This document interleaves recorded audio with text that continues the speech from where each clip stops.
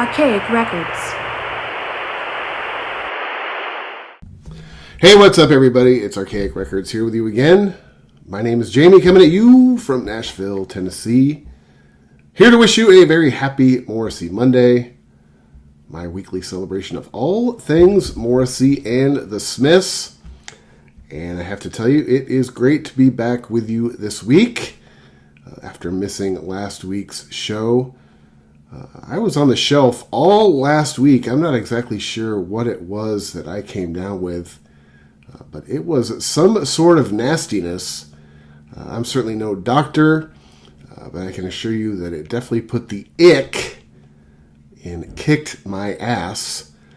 So sorry for missing last week's show. I was also out traveling this past weekend. Perhaps some of you other Morrissey fans were out traveling this weekend. I can't imagine why you would be traveling this past weekend, but I assume that some of our fellow Morrissey fan community members were traveling this weekend to what became the now defunct You Are the Quarry, Southern California celebration shows. And originally my idea for this week was I was going to review the show, at least the show from Anaheim. Of course, that did not come to fruition. And I have to tell you, when these shows were first announced, I bought my ticket for the Anaheim show with just the utmost confidence. Now, I know whenever Morrissey announces a tour or any sort of live shows, of course, you're going to have, the social media jokesters, because social media is where jokes never die. It is very predictable, of course, when Morrissey announces any sort of live show or, tour. It's the joke that he's not going to show up. Those are comments people make, based on there is a long sort of track history of these sort of things. But I was actually, I bought my ticket for the Anaheim show in complete confidence that Morrissey was going to show up to these shows. For one, because these were big events. These were sort of celebratory shows. These were two kind of one-off events. People would presumably be traveling. I mean, this was not just your typical Tuesday night in Omaha. Now, no offense to those of you in Omaha, but I've been to Omaha. And if there's a reason why you could skip going to Omaha, I would probably exercise it. But the fact that these were two big events, people would presumably be traveling from a distance. A lot of people, some people probably even internationally.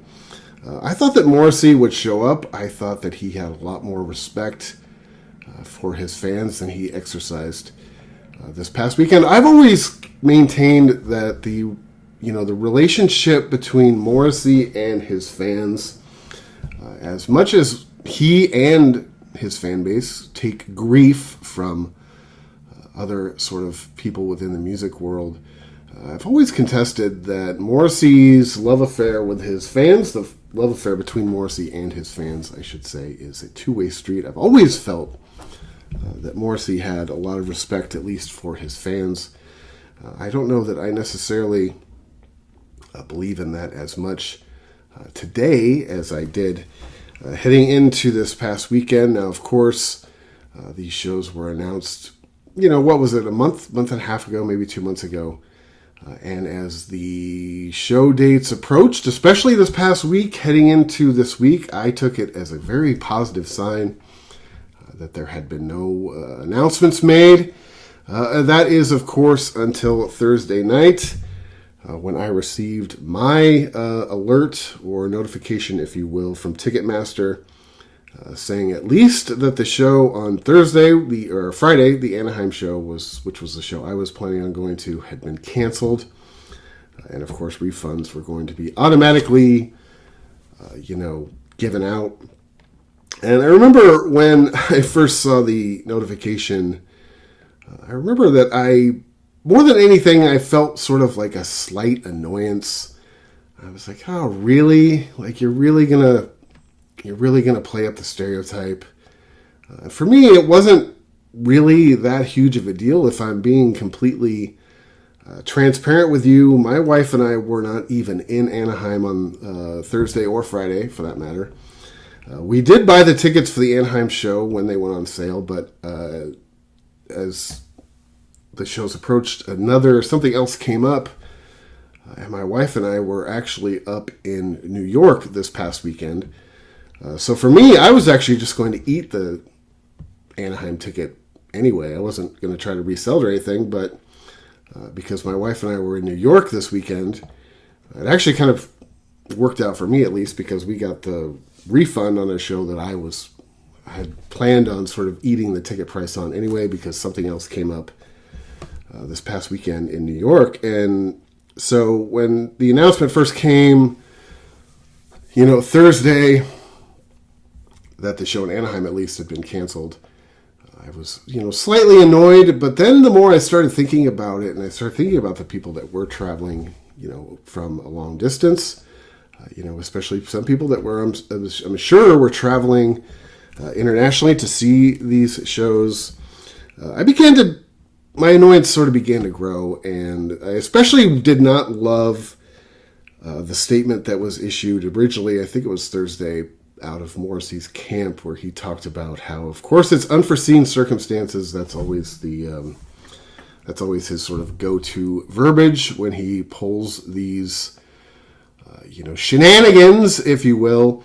Of course, not long after that, it was announced that the Saturday show in Los Angeles was also going to be canceled. Now, on Friday, at least, according to Morrissey's sort of, social media platforms, he did release a more thorough statement, or however you want to describe it. The statement read, Morrissey is receiving medical supervision for physical exhaustion. He has been ordered to rest for 2 weeks and will remain in Zurich. I love the wording of this. I love how Morrissey tries to portray himself as if he's like a Victorian widow, just wilting away on his deathbed, with doctors rushing in and out. He's being offered his last rites. I mean, could you really be any more of a melodramatic douche? First off, I'm just not buying it. I think we're going to need a doctor's note on this one. Steve, the way I picture it is, Steve's at the house. He's sewn to the couch. He's got the bathrobe sort of, loosely drawn. He's letting the keg breathe a little bit. He's in his favorite trunks. He is plowing through some reruns of Leave It to Beaver. He's doing some serious demolition work on a couple of bags of hot Cheetos. He looks around the crib and he thinks to himself, yeah, fuck it. I ain't leaving. To hell with Anaheim. To hell with Los Angeles. Screw those of you in South America. Now, like I said, I thought that the LA and Anaheim shows were going to happen just because of the size of the event and everything. I I'm not a Monday morning quarterback type of person, but I can tell you that these South American dates were never going to happen. I could have told you that the first time he postponed them. But another thing that really annoyed me about this official statement, which came out on Friday, about how he is basically on his deathbed, is, again, there's just zero acknowledgement, for anybody within the fan base. There's no, even if it's just, through crocodile tears, there's just no consideration for the fans that may have traveled to this thing. People who took time off work, used vacation time, to try to make this thing happen. And again, I've said this before, and I say it again. I'll say it again. I think that typically I've always stood by the idea, the fact, or I want to believe at least, that Morrissey has more respect for his fans than this. We are as loyal and devout a fan base as you will ever find in music. I've always thought that, if Morrissey didn't necessarily have a high opinion of most of humanity, he at least respected his audience. And I still love you, Steve. I do. But sometimes, especially when an event like this weekend sort of comes and goes, and we're all just sort of left holding the bag, or those of you who did actually make it out to Southern California, like I said, I was in New York this past weekend. I had just planned on eating the tickets, so I guess at least getting the refund worked out for me.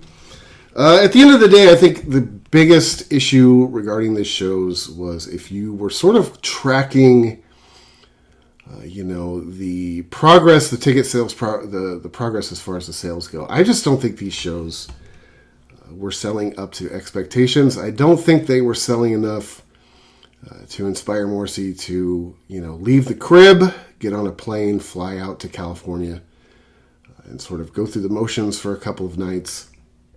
And, when these shows were announced, I have to admit, I sort of questioned the validity of him playing 2 arena shows back to back now, even for a limited special event like this.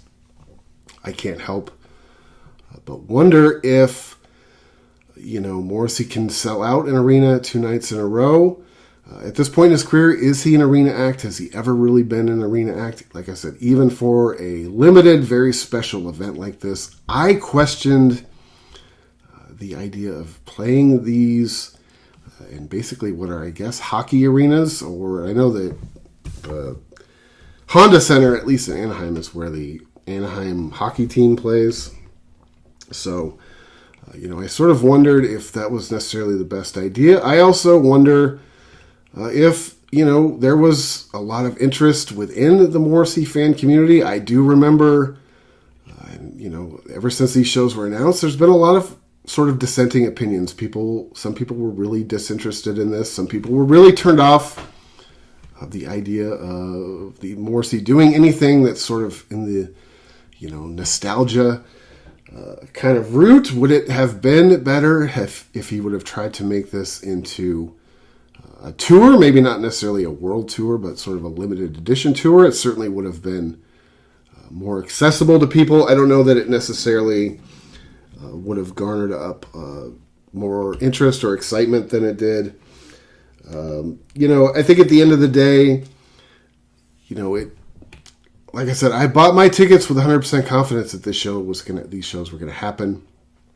But I guess at the end of the day, if you look at it now through hindsight, on a Monday morning, it was somewhat predictable that this was going to happen. Of course, like I said, all of the naysayers and everybody on social media.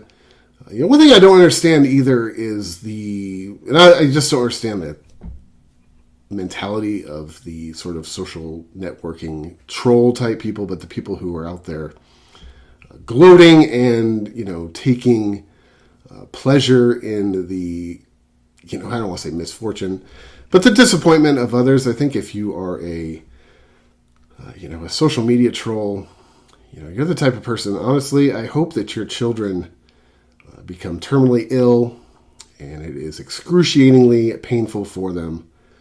I hope it costs you everything, financially, emotionally, and spiritually. And when the day comes that you suffer the unthinkable loss, I hope you suffer through many years of agonizing darkness. And just as, hope sort of reemerges, just as you start to see a very faint line on the horizon, I hope that you are mocked for the rest of your life based on your loss. That's just my opinion of these social network trolls, people who, for some reason, enjoy the disappointment in others. I think basically right now at the end of the day, I think that Morrissey just kind of needs to take a break. I think he needs to go away for a while. I think he needs to focus on perhaps, releasing the new record or the 2 new records if they are ever going to, see the light of day. I think he needs to step away for a minute. I think he needs to sort of reignite his passion for this thing. Maybe even at this point in time contemplate retirement. I mean, the guy is 65 years old. He's starting to fray a little bit, I would say, in terms of the way he presents himself publicly. Some of the statements he makes, or he has made over the past year at least, especially, surrounding the release of the Bonfire of Teenagers album. And I love the guy more than as much as any other fan. But I think he sort of needs to step away for a minute. Maybe even contemplate, retirement. Not every artist out there nowadays needs to play into their 70s. Like I said, I think what Morrissey is doing right now, I don't think it's helping his legacy at all. I think it's upsetting people. I do think that, like I said, Morrissey's fan community or his fan base is probably among the most loyal and devout of any. But I don't think that what he pulled this weekend made him many friends, even within that sort of devout fan base. So if I were him, if I were going to offer him some advice, is just go away for a while, take a vacation, focus on getting the Bonfire of Teenagers record out. If it is as good as you say it is, if you are as excited about it as you have been telling us, perhaps this will reignite your passion. Perhaps it will launch some sort of, a tour.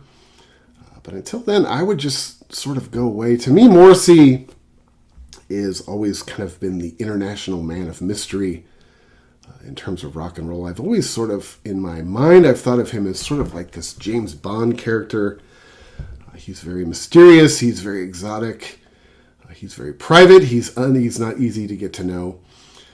But right now, I would make the argument that Morrissey is sort of, really closely teetering on becoming overexposed right now. And it's not a good look for him. He does not handle overexposure well.